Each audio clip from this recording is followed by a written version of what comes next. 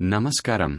Chronic myeloid leukaemia లేదా CML ఒక patient. దీని గురించి ప్రాథమికంగా ఏమి తెలుసుకోవాలి? దీని అసలు చికిత్స ఎలా ఉంటుంది? ఈ ప్రాథమిక విషయాలన్నింటినీ చాలా సరళమైన భాషలో ఈ వీడియో ద్వారా వివరంగా తెలుసుకుందాం. బ్లడ్ క్యాన్సర్లలో అక్యూట్ మరియు క్రానిక్ అని రెండు రకాలు ఉంటాయని, అలాగే మైలాయిడ్ మరియు లింఫాయిడ్ అని రెండు విభాగాలు ఉంటాయని మీరు ఇప్పటికే అర్థం చేసుకునే ఉంటారు. ఈ కలయికల ఆధారంగానే వివిధ రకాల బ్లడ్ క్యాన్సర్లు ఏర్పడతాయి. ఉదాహరణకు acute myeloid leukaemia AML, chronic myeloid leukaemia CML, acute lymphoblastic leukaemia all మరియు క్రానిక్ లింఫోసైటిక్ లుకేమియా సిఎల్ఎల్. ఈ వీడియోలో మనం ప్రత్యేకంగా సిఎంఎల్ గురించి వివరంగా మాట్లాడుకుందాం. ఇది ప్రాథమికంగా ఒక బ్లడ్ క్యాన్సర్. ఎముకల లోపల ఉండే మూలకణాలు లేదా స్టెమ్ సెల్స్కు వచ్చే క్యాన్సర్ ఇది. మీరు ఈ చిత్రాన్ని పరిశీలిస్తే స్టెమ్ సెల్స్ నుండి మైలాయిడ్ కణాలుగా మారే క్రమంలో, అంటే ఎర్ర రక్తకణాలు ఆర్బీసీ, గ్రాన్యులోసైట్లు, మోనోసైట్లుగా అభివృద్ధి చెందే ప్రక్రియలో లోపాలు తలెత్తుతాయి. ఈ క్రమంలో అసాధారణమైన కణాలు పుట్టుకొచ్చి అవి క్రమంగా క్యాన్సర్గా రూపాంతరం చెందుతాయి. ఈ క్యాన్సర్ సాధారణంగా పెద్దవారిలో కనిపిస్తుంది. ముఖ్యంగా వయస్సు పెరిగే కొద్దీ దీని ప్రభావం మరింత ఎక్కువగా ఉంటుంది. పిల్లల్లో సిఎంఎల్ రావడం చాలా అరుదు. నా ప్రాక్టీస్ జీవితంలో ఇప్పటివరకు పిల్లల్లో కేవలం 3 కేసులు మాత్రమే చూశాను. సిఎంఎల్ చికిత్సా విధానంలో గత కొన్నేళ్లలో విప్లవాత్మకమైన మార్పులు వచ్చాయి. సుమారు 20 సంవత్సరాల క్రితం మన దగ్గర ఉన్న ఏకైక చికిత్సా మార్గం కీమోథెరపీ మాత్రమే. కానీ నేడు అందుబాటులోకి వచ్చిన కొన్ని మాత్రలతోనే సిఎంఎల్ వ్యాధిని ఏళ్ల తరబడి సంపూర్ణంగా అదుపులో ఉంచవచ్చు. అంతేకాకుండా కొంతమంది పేషెంట్లలో ఒక దశ తర్వాత ఈ మాత్రలను కూడా పూర్తిగా నిలిపివేసి సాధారణ జీవిత కాలాన్ని పొందేలా చేయగలుగుతున్నాం. సిఎంఎల్ గురించి మరింత లోతుగా తెలుసుకునే ముందు, ఒక సిఎంఎల్ పేషెంట్ అసలు మా దగ్గరికి ఎలా వస్తారో అర్థం చేసుకోవడం చాలా ముఖ్యం. ఏ పేషెంట్ కూడా స్వయంగా వచ్చి నాకు సిఎంఎల్ వచ్చింది, నాకు చికిత్స కావాలని అడగరు. వారు కొన్ని నిర్దిష్టమైన శారీరక సమస్యలతో, లక్షణాలతో వస్తారు. ఆ లక్షణాలు ఎముక మజ్జ, బోన్ మ్యారో దెబ్బతినడం వల్ల ఏర్పడే సమస్యలే. బోన్ మ్యారోలోనే మన శరీరానికి అవసరమైన హిమోగ్లోబిన్, ఎర్ర రక్తకణాలు, తెల్ల రక్తకణాలు, ప్లేట్లెట్లు అన్నీ తయారవుతాయి. హిమోగ్లోబిన్ బాగా తగ్గిపోయినప్పుడు పేషెంట్కు విపరీతమైన అలసట రావడం, ఊపిరి తీసుకోవడంలో తీవ్రమైన ఇబ్బంది కలగడం వంటి లక్షణాలు కనిపిస్తాయి. తెల్ల రక్తకణాలు తగ్గిపోతే రోగనిరోధక శక్తి తగ్గిపోయి ఇన్ఫెక్షన్లు వస్తాయి. మూత్ర సంబంధిత ఇన్ఫెక్షన్లు, తరచు మళ్లీ తిరగబెట్టే ఇన్ఫెక్షన్లు రావడం జరుగుతుంది. యాంటీబయాటిక్స్ తీసుకున్నప్పుడు కాస్త ఉపశమనం లభించినా మళ్లీ ఆ ఇన్ఫెక్షన్లు తిరగబెడతాయి. ఇవి కాకుండా ఎముకలలో తీవ్రమైన నొప్పి వస్తుంది. ఎందుకంటే ఎముక లోపల బోన్ మ్యారో అత్యంత వేగంగా పెరగడం వల్ల లోపల ఒత్తిడి పెరిగా ఎముకల నొప్పులు మొదలవుతాయి. ప్లేట్లెట్లు గణనీయంగా తగ్గిపోతే శరీరంలో ఏదో ఒక భాగం నుండి రక్తస్రావం అయ్యే ప్రమాదం ఉంటుంది. ప్రత్యేకంగా సిఎంఎల్ వ్యాధిలో స్ప్లీన్, ప్లీహం అనే ఒక ముఖ్యమైన అవయవం పరిమాణంలో బాగా పెద్దదైపోతుంది. ఇది విపరీతంగా వాచి పెద్దదైనప్పుడు కడుపులో చాలా ఎక్కువ భాగాన్ని ఆక్రమించేస్తుంది. దీనివల్ల పొట్ట విస్తరించడానికి అసలు చోటే ఉండదు. ఫలితంగా పేషెంట్ సరిగా ఆహారం తీసుకోలేరు. తక్కువ తిన్నా కడుపు నిండిపోయినట్లు అనిపిస్తుంది. దాంతో వేగంగా బరువు తగ్గిపోతారు. ఎడమవైపు కడుపులో ఒక విచిత్రమైన లాగుతున్నట్లు ఉండే నొప్పి, డ్రాగింగ్ పెయిన్ వస్తుంది. ఏదో బరువుగా కిందికి లాగుతున్న అనుభూతి కలుగుతుంది. ఆకలి మందగించడం, వేగంగా బరువు తగ్గడం, ఒకవైపు విపరీతమైన నొప్పి, వీటికి తోడు తరచూ ఇన్ఫెక్షన్లు, రక్తస్రావం, జ్వరం, ఎముకల నొప్పులు, అప్పుడప్పుడు కీళ్ల నొప్పులు వంటి లక్షణాలతో సాధారణంగా పేషెంట్లు మా వద్దకు వస్తుంటారు. వీటితో పాటు రాత్రి వేళల్లో విపరీతంగా చెమటలు పట్టడం, నైట్ స్వెట్స్ కూడా సిఎంఎల్ రోగులలో చాలా తరచుగా కనిపించే ఒక ప్రధాన లక్షణం. అసలు సిఎంఎల్ ఎందుకు వస్తుంది? దీని వెనుక ఉన్న కారణాలు ఏమిటి? ప్రతి క్యాన్సర్లాగేలో కూడా కణాల డిఎన్ఏలో లేదా జన్యు నిర్మాణంలో ఒక నిర్దిష్టమైన లోపం, జెనెటిక్ డ్యామేజ్ ఏర్పడుతుంది. దీనివల్ల కొన్ని ప్రత్యేకమైన జన్యువులు అవసరానికి మించి అసాధారణంగా పనిచేయడం ప్రారంభిస్తాయి. ఇది ఎందుకు జరుగుతుందనేది ఖచ్చితంగా చెప్పలేము, లేదా ఒక నిర్దిష్ట పేషెంట్లోనే ఈ సమస్య ఎందుకు వచ్చిందో కూడా స్పష్టంగా వివరించలేము. అసలు ఈ మ్యుటేషన్ అంటే ఏమిటి? ఈ క్రోమోజోమల్ లోపం ఎలా జరుగుతుంది?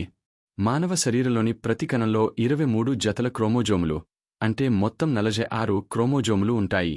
వీటిలో సగం తండ్రి నుండి, మిగిలిన సగం తల్లి నుండి వస్తాయి. ఈ సిఎంఎల్ విషయంలో క్రోమోజోమ్ 9 మరియు క్రోమోజోమ్ 22 అనే 2 క్రోమోజోములు చాలా ముఖ్యమైనవి. సిఎంఎల్ సోకినప్పుడు క్రోమోజోమ్ 9లోని కొంత భాగం విరిగిపోయి క్రోమోజోమ్ 22తో కలిసిపోతుంది. దీనినే ఫిలడెల్ఫియా క్రోమోజోమ్ అంటారు, ఎందుకంటే దీనిని మొదటగా ఫిలడెల్ఫియా నగరంలో గుర్తించారు. ఈ మార్పు దాదాపు 90% పైగా CML పేషెంట్లలో స్పష్టంగా కనిపిస్తుంది.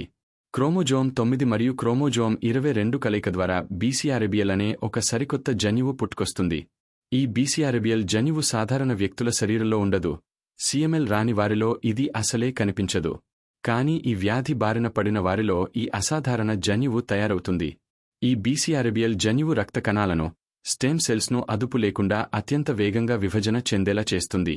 దీనివల్ల రక్తంలో అసాధారణ కణాలు ఒకదాని తర్వాత ఒకటి పేరుకుపోయి చివరికి తీవ్రమైన క్యాన్సర్గా రూపాంతరం చెందుతాయి. ఈ ప్రాథమిక అంశాన్ని బట్టి చూస్తే క్రోమోజోమ్లకు నష్టం కలిగించే ఎలాంటి విషయాలైనా, ఉదాహరణకు రేడియేషన్ ప్రభావం, కొన్ని ప్రమాదకరమైన రసాయనాలు లేదా వయస్సు పెరిగే కొద్దీ క్రోమోజోమ్లలో సహజంగా వచ్చే మార్పుల వల్ల CML వచ్చే అవకాశాలు పెరుగుతాయి. అదృష్టవశాత్తుకు కుటుంబ చరిత్ర, ఫ్యామిలీ హిస్టరీ రిస్క్ ఫ్యాక్టర్ కాదు. అంటే కుటుంబంలో ఎవరికైనా రక్త క్యాన్సర్ ఉంటే వారి పిల్లలకు కూడా తప్పనిసరిగా CML వస్తుందనే భయం ఉండదు.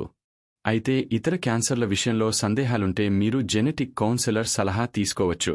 పేషెంట్ మా దగ్గరికి వచ్చినప్పుడు ఏదైనా లుకేమియా ఉండవచ్చనే అనుమానం కలిగితే ప్రాథమికంగా కొన్ని పరీక్షలు చేయిస్తాం. కంప్లీట్ బ్లడ్ పిక్చర్, CBP లేదా CBC తో పాటు కిడ్నీ ఫంక్షన్, లివర్ ఫంక్షన్ వంటి సాధారణ పరీక్షలు చేస్తాం. CBP రక్త పరీక్షలో మైక్రోస్కోప్ కింద చూసినప్పుడు ఏవైనా అసాధారణ కణాలు కనిపిస్తే CML కావచ్చని అనుమానిస్తాం. వ్యాధి నిర్ధారణ కోసం రక్తంలోని అసాధారణ కణాలను ఫ్లో సైటోమెట్రీ పరీక్షకు పంపుతాము. రక్తంలో అసాధారణ కణాలు స్పష్టంగా కనిపించక గందరగోళం ఏర్పడినప్పుడు మేము బోన్ మ్యారో నుండి శాంపిల్ సేకరిస్తాము. బోన్ మ్యారో పరీక్ష విధానంపై నేను ఇప్పటికే ఒక ప్రత్యేకమైన వీడియో చేశాను. దాన్ని కూడా తప్పకుండా చూడండి. ఒక సాధారణ ఇంజెక్షన్ సూది ద్వారా రక్తం తీసినట్లే ఎముక లోపలికి ఒక ప్రత్యేకమైన సూదిని పంపి ఎముక లోపల ఉండే మెత్తటి మధ్య భాగాన్ని కొద్దిగా బయటకు తీసి ల్యాబ్ పరీక్షకు పంపుతాము. ఈ నమూనాను తుంటి ఎముక, హిప్ బోన్ నుండిగాని లేదా ఛాతీ మధ్యలో ఉండే స్టెర్నమ్ ఎముక నుండిగాని తీస్తాం. ఇలా సేకరించిన బోన్ మ్యారో ద్వారా క్రోమోజోమల్ విశ్లేషణ, ఫిష్ టెస్ట్ లేదా PCR అనాలిసిస్ వంటి ప్రత్యేక పరీక్షలు నిర్వహించి ఫిలడెల్ఫియా క్రోమోజోమ్ మరియు BCR-ABL జన్యువు శరీరంలో ఉందో లేదో నిర్ధారిస్తాం. అక్యూట్ మైలాయిడ్ లుకేమియా లేదా అక్యూట్ లింఫోబ్లాస్టిక్ లుకేమియాలో చేసినట్లుగా CML రోగులకు వెన్నుపూస నుండి ద్రవం తీసే స్పైనల్ ట్యాపింగ్ పరీక్ష చేయాల్సిన అవసరం ఉండదు. ఈ బ్లడ్ టెస్టులు, బోన్ మ్యారో, PCR వంటి పరీక్షలని పూర్తయిన తర్వాత పేషెంట్ శరీరంలో ఉన్న CML ఏ దశలో ఉందో మేము నిర్ధారిస్తాం. ఇందులో 3 దశలు ఉంటాయి. మొదటిది క్రానిక్ ఫేజ్. దాదాపు అత్యధిక శాతం పేషెంట్లు ఈ దశలోనే వస్తారు. దీనికి చికిత్స చాలా సులభం. రెండవది యాక్సిలరేటెడ్ ఫేజ్. ఇది CML అక్యూట్ క్యాన్సర్గా మారేందుకు మధ్యలో ఉండే ఒక సంక్లిష్టమైన దశ. మూడవది బ్లాస్ట్ క్రైసిస్ దశ. ఇందులో CML పూర్తిగా అక్యూట్ మైలాయిడ్ లుకేమియాగా రూపాంతరం చెందుతుంది. బ్లాస్ట్ క్రైసిస్ దశలో ఉన్న రోగులకు అక్యూట్ మైలాయిడ్ లుకేమియా తరహాలోనే తీవ్రమైన చికిత్స అందిస్తాం. క్రానిక్ ఫేజ్లో ఉన్నవారికి ప్రామాణికమైన CML చికిత్స సరిపోతుంది. యాక్సిలరేటెడ్ ఫేజ్లో ఉన్నవారికి పేషెంట్ ప్రస్తుత పరిస్థితిని బట్టి వ్యక్తిగతీకరించిన ప్రత్యేక చికిత్సను నిర్ణయిస్తాం. CML చికిత్స యొక్క ప్రధాన లక్ష్యం ఏమిటంటే శరీరంలో లేదా బోన్ మ్యారోలో ఉన్న BCR-ABL జన్యువు కలిగిన క్యాన్సర్ కణాల సంఖ్యను పూర్తిగా 0 స్థాయికి తగ్గించడం లేదా పరీక్షలలో గుర్తించలేనంత కనిష్ట స్థాయికి తీసుకురావడం. అదృష్టవశాత్తు క్రానిక్ ఫేజ్ CML కోసం మన దగ్గర ఇమాటినిబ్, నిలోటినిబ్, డసాటినిబ్, బోస్టనిబ్, పొనాటినిబ్ వంటి ఎన్నో అధునాతన మందులు అందుబాటులో ఉన్నాయి. ఈ ఒక్కో ఔషధంపై, వాటి వల్ల కలిగే సైడ్ ఎఫెక్ట్స్ మరియు వాటిని ఎలా అధిగమించాలనే విషయాలపై మా ఛానల్లో ప్రత్యేక వీడియోలు ఉన్నాయి. ఈ మాత్రలను రోజూ క్రమం తప్పకుండా వాడటం ద్వారా క్రానిక్ దశలోని పేషెంట్లు ఏళ్ల తరబడి ఈ వ్యాధిని తమ పూర్తి అదుపులో ఉంచుకోవచ్చు. ఈ మందులను టార్గెటెడ్ థెరపీ అని పిలుస్తారు. ఎందుకంటే ఇవి కీమోథెరపీ మందుల మాదిరిగా శరీరంలోని అన్ని కణాలపై దాడి చేసి నాశనం చేయవు. కేవలం క్యాన్సర్కు కారణమైన BCR-ABL జన్యువును మాత్రమే గురిచూసి నిర్వీర్యం చేస్తాయి. అందుకే కీమోథెరపీతో పోలిస్తే వీటి సైడ్ ఎఫెక్ట్స్ చాలా తక్కువగా ఉంటాయి. ఈ మందుల వల్ల శరీరంలో వాపులు రావడం, నీరు చేరడం, కండరాల నొప్పులు, నీరసం, చర్మంపై దద్దుర్లు రావడం లేదా కొన్ని అరుదైన సందర్భాల్లో రక్తం గడ్డకట్టడం వంటి సమస్యలు రావచ్చు. సాధారణంగా మొదటగా ఇమాటినిబ్ లేదా డసాటినిబ్ వంటి మందులతో చికిత్స ప్రారంభిస్తాం. చికిత్స ప్రారంభించిన తర్వాత క్రమం తప్పకుండా BCR-ABL ట్రాన్స్క్రిప్ట్ పరీక్షలు చేస్తూ రక్తంలో ఆ క్యాన్సర్ కణాలు ఎంత మేరకు తగ్గాయో పర్యవేక్షిస్తుంటాం. ఈ క్యాన్సర్ కణాల సంఖ్య దాదాపు నామమాత్రపు లేదా గుర్తించలేని స్థాయికి చేరుకోవడానికి సాధారణంగా 3 నుండి 6 నెలల సమయం పడుతుంది. కాబట్టి మాత్రలు వాడుతున్నప్పుడు ఫలితం వెంటనే కనిపించలేదని ఆందోళన చెందకుండా పేషెంట్లు తప్పకుండా ఓపిక వహించాలి. అక్యూట్ మైలాయిడ్ లుకేమియా లేదా అక్యూట్ లింఫోయిడ్ లుకేమియా వీడియోలలో నేను బోన్ మ్యారో ట్రాన్స్ప్లాంట్ గురించి వివరంగా మాట్లాడాను. అయితే CML పేషెంట్లకు బోన్ మ్యారో ట్రాన్స్ప్లాంట్ సాధారణంగా అవసరం పడదు. ఒకవేళ వాడిన మందులని పూర్తిగా పనిచేయకపోయినా, వ్యాధి తీవ్రంగా తిరగబెట్టినా లేదా పేషెంట్ బ్లాస్ట్ క్రైసిస్ దశకు చేరుకుని అక్యూట్ లుకేమియాగా మారినా మాత్రమే బోన్ మ్యారో ట్రాన్స్ప్లాంట్ చేయాల్సి ఉంటుంది. లేదంటే మన వద్ద ఉన్న అద్భుతమైన ఆధునిక మందులతోనే వ్యాధిని చాలా సుదీర్ఘ కాలం పాటు పూర్తి నియంత్రణలో ఉంచవచ్చు.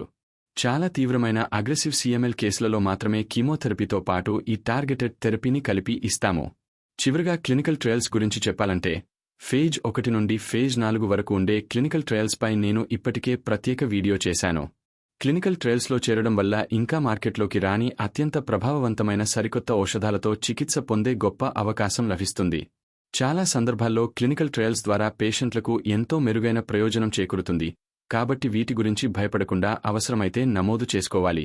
CML గురించి రోగులు తరచూ అడిగే ముఖ్యమైన ప్రశ్నలన్నింటికీ ఈ వీడియో ద్వారా సమాధానం లభించిందని ఆశిస్తున్నాను. మీకు ఇంకా ఏవైనా సందేహాలు ఉంటే మా పాఠశాల ప్రోగ్రాంలో పాల్గొనండి. అక్కడ మరింత లోతుగా తెలుసుకోవచ్చు. అంతవరకు సెలవు. నమస్కారం.